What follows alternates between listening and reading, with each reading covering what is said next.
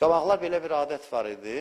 Cəmaat uşaqların əlindən tutub aparardı imamların yanına ki, indidən sevgisi ürəklərinə düşsün. Bir nəfər gəldi, dedi, Həzrət Əli əleyhissalama dedi ki, ya Əmir əl-Möminin, bilirsiniz ki, mən sizi sevənlərdənəm, sizin aşiqlərinizdenəm, uşağımdan nigaranam, övladımdan.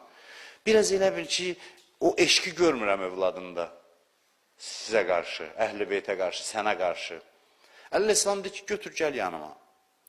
Götürdü, gəldim, apardım, deyir, daxil oldu otağa, cavan yeni yetmə uşaqdır. Həzrət Əli əleyhissalam baxdı ona, salam verdi, bir-iki kəlmə, az, bir-iki kəlmə, bir-iki sual verdi, danışdı və salam. Dedi ki, nigaran olma. Dedi, götürdüm uşağı, gəldim evə. Gəldim evə indi, oturmuşuq, deyir, süfrə salıram, görürüm, dizini quzaqlayıb, ağlayır uşaq. Göz yaşı dökür. Deyirəm, gəl çörək yi, gəl yemək yi, deyir ki, ağam üçün darıxmışam, o adam ki, onun yanına aparmışdın, o nə mehriban idi o. Gördüm ki, vəssalam, od ürəyinə düşüb, eşq ürəyinə düşüb.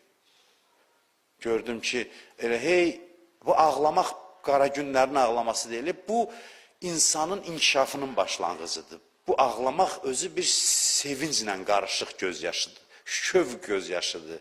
Sevgi olan şeydə acılıq, bədbəxtlik yoxdur. O adamların həyatı keyfiyyətlidir, bu eşqlə yaşayanların. Yoxsa qazan, yi, iç, orada işlə, burada işlə. Bundan valla heç bir şövq həyata gəlməyəcək, axtarmayın, keyfiyyət gəlməyəcək.